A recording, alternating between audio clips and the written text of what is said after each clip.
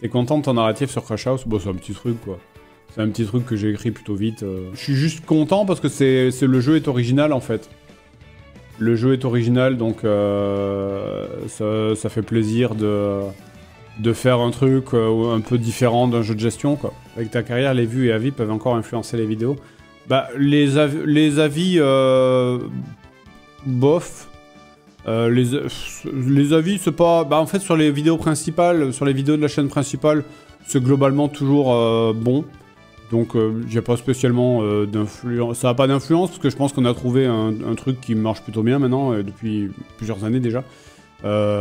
Sur les vidéos de la chaîne secondaire, bah, ça peut influencer quand on fait un test. Par exemple, je sais pas, quand on a fait c'était la vidéo sur... la première vidéo un peu intéressante, est-ce que c'était sur l'IA ou est-ce que c'était sur le son, je sais plus. Enfin, vous voyez, quand on a testé des vidéos un petit peu plus techniques et que les gens étaient en mode genre « Ah ouais, c'est cool et tout, on aime bien, machin, me refait », bah là, bah voilà, bah c'est cool. Donc on se dit « Ah bon, bah ça a plu, ça veut dire qu'on peut refaire ». Donc ça influence dans ce sens-là. Après, indirectement, ça va influencer la suite. Par exemple, la Crush House, je vois que... En fait, c'est plus les chiffres que les avis. Il y a beaucoup de gens qui disent « Ah, bon, ça me plaît pas trop, mais c'est pas grave, ça, ils ont le droit, tu vois, c'est pas... » Et puis, si jamais on voit que les avis sont tièdes et que les vues sont pas là, bah à ce moment-là, il y aura peut-être pas de suite. Ouais, non, voilà, c'est pas... En fait, c'est plus... les avis influencent la suite, mais ça va pas influencer une série en cours, par contre. Parce que, bah, tu peux pas faire ça, quoi. C'est, par exemple, là, le Crush House, il y a déjà 4 épisodes qui sont écrits, ils sont déjà tournés, et ils sont déjà quasiment montés.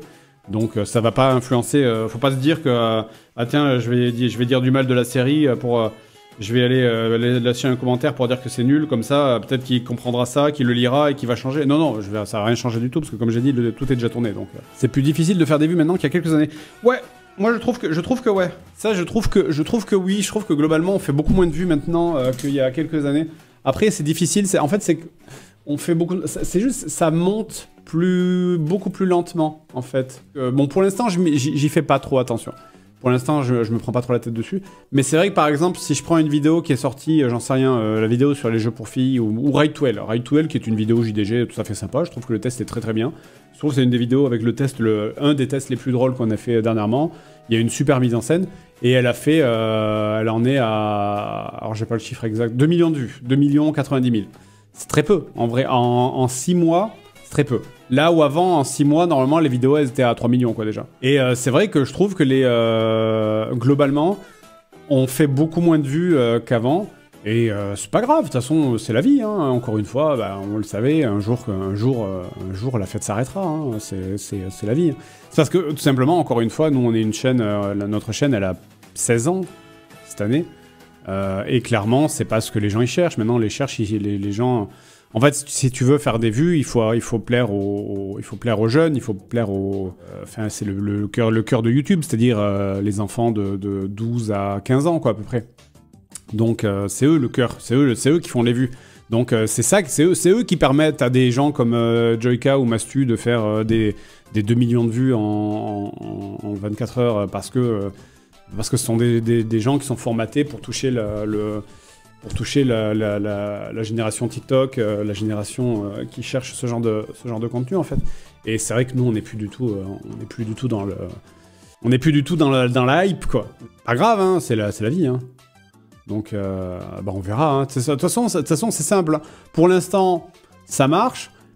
Et honnêtement, ce qui provoquera l'arrêt un jour peut-être des émissions, je pense que si un jour nos sponsors qui nous payent les vidéos, qui nous permettent de faire les vidéos, parce que sans les sponsors, on pourrait pas faire de vidéos, hein, clairement.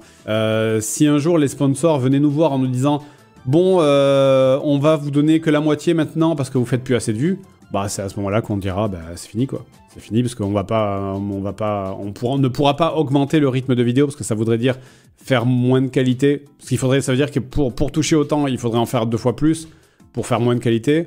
Donc là, c'est à ce moment-là où peut-être on envisagerait le fait de dire bon bah c'est fini quoi. Faire encore 2 millions de vues après 16 années. Oui, non mais bien sûr, c'est sûr que faire 2 millions de vues après 16 ans d'existence, t'imagines, hein, ça fait 16 ans qu'on est là, hein, encore une fois.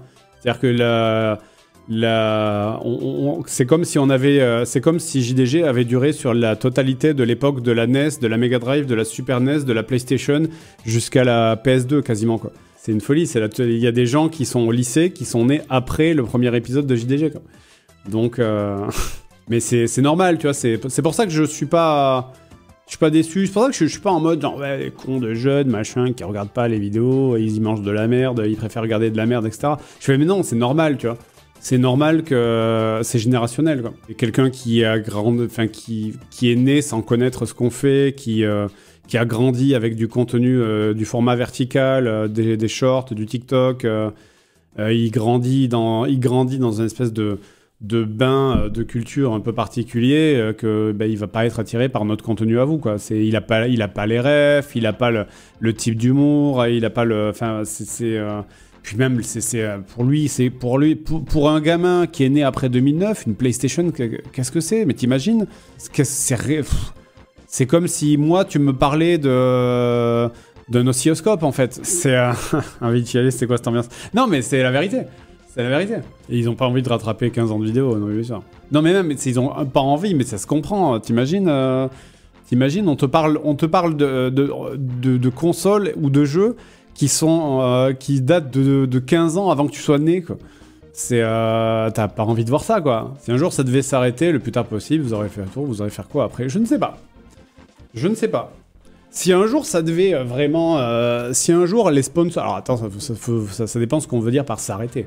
Mais si un jour les sponsors nous disaient « Ah ben on vous file la moitié d'argent parce que vous faites plus assez de vues. » Ce qui arrivera.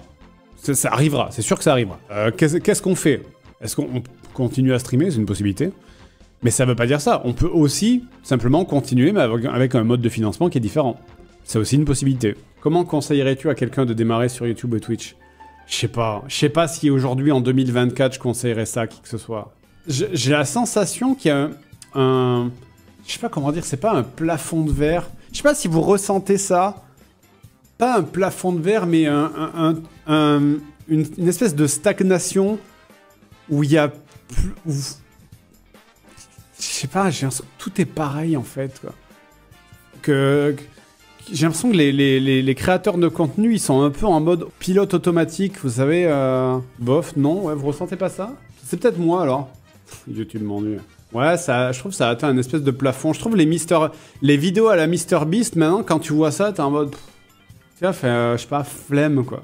Il a fait une vidéo avec 1000 personnes qui doivent manger leur caca. Ok. En fait, c'est ce genre de défi de télé. Ouais, bon, peut-être manger le caca s'il faut que je cliquerai. Mais moi, je suis blasé. En fait, je pense que je suis blasé de YouTube un peu maintenant. Mais enfin, je suis complètement blasé de YouTube depuis des années d'ailleurs. Non, moi, je suis blasé de YouTube. En fait, vraiment rien de matière, quoi. Vraiment. C'est peut-être. Je pense en vrai, c'est l'âge. Hein. À mon avis, c'est l'âge. Hein, mais j'en ai rien à foutre de tout, quoi. J'en ai rien. Je sais pas. C'est peut-être moi. C'est peut-être moi. Je pense en vrai, c'est moi le problème. Hein. Mais c'est vrai que j'en ai rien à branler, quoi. J'ai envie de cliquer sur rien du tout, quoi. Non, mais ouais, en fait, voilà, je vous dis, c'est juste cette impression, parce que la question originale, c'était comment conseiller à quelqu'un de se lancer sur YouTube en 2024. Et c'est là, moi, si je devais me lancer, ou alors il faut vraiment se lancer, voilà. En fait, tu te lances, faut que tu aies un sujet passion, un truc vraiment où quand tu le fais, tu vois pas le temps passer. Un truc qui te fait kiffer à toi. Et si ça te fait kiffer toi et genre 0,1% des gens, c'est pas grave. Franchement, tu trouves ta niche, tu vois. Et c'est peut-être le seul conseil que je dirais. Vas-y, juste lance-toi et partage ton plaisir. Mais en fait, je crois que c'est ça. C'est que j'ai l'impression que le top du game ne partage plus son plaisir, en fait. Ils partagent, ils font des trucs.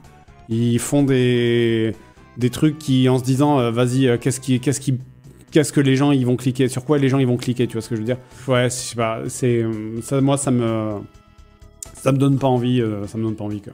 Après voilà, encore une fois, je pense que c'est juste je suis biaisé, voilà.